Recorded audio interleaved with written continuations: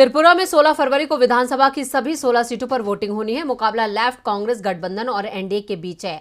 दोनों ही गठबंधनों की ओर से अपने अधिकांश उम्मीदवार घोषित कर दिए गए हैं, लेकिन आदिवासियों की नई पार्टी टिपरा मोथा ने दोनों के ही समीकरण बिगाड़ दिए हैं। तो क्या है त्रिपुरा के राजनीतिक समीकरण, देखते हैं ये रिपोर्ट। त्रिपुरा में 16 फरवरी को वोटिंग होनी है। नामांकन की प्रक्रिया शुरू हो चुकी है और इसके साथ ही राज्य में गठबंधन की सूरत भी साफ हो गई है।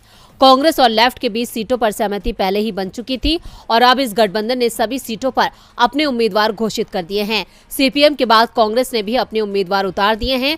कांग्रेस ने अपने कोटे की 17 सीटों पर भी उम्मीदवार घोषित कर दिए हैं। राज्य की 60 में से 43 सीटों पर लेफ्ट और 17 पर कांग्रेस लड़ रही है।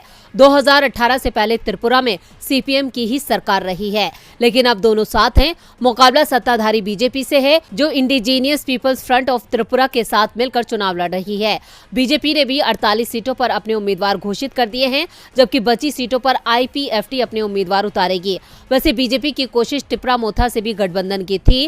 केंद्रीय गृह मंत्री अमित शाह ने मोथा सुप्रीमो और शाही उत्तराधिकारी प्रद्युत किशोर देव बर्मन को दिल्ली बुलाया था, लेकिन देव बर्मन ने साफ कर दिया कि अगर बीजेपी अलग ग्रेटर टिपरा लैंड की मांग पर विचार को तैयार है, तभी वो उसके साथ गठबंधन करेगा। लेकिन अमित शाह ने इस तरह का कोई भी आश्वासन देने से इनकार कर दिया। शुक्रवार को दोनों ही दलों की बातचीत टूट गई। इसके बाद देव बर्मन ने साफ कर दिया कि उनकी पार्टी राज्य में 45 सीटों पर चुनाव लड़ेगी। आदिवासियों के लिए आरक्षित 20 सीटों के अलावा वो दूसरी सामान्य सीटों पर भी अपने उम्मीदवार उतारेंगे।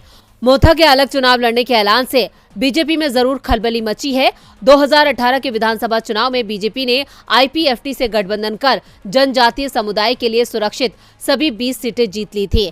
एनडीए गठबंधन ने 60 में से 44 सीटों पर जीत हासिल की थी, जबकि सीपीएम 16 सीट ही जीत पाया था। लेकिन इस बार बीजेपी मुश्किल में दिखाई दे रही है।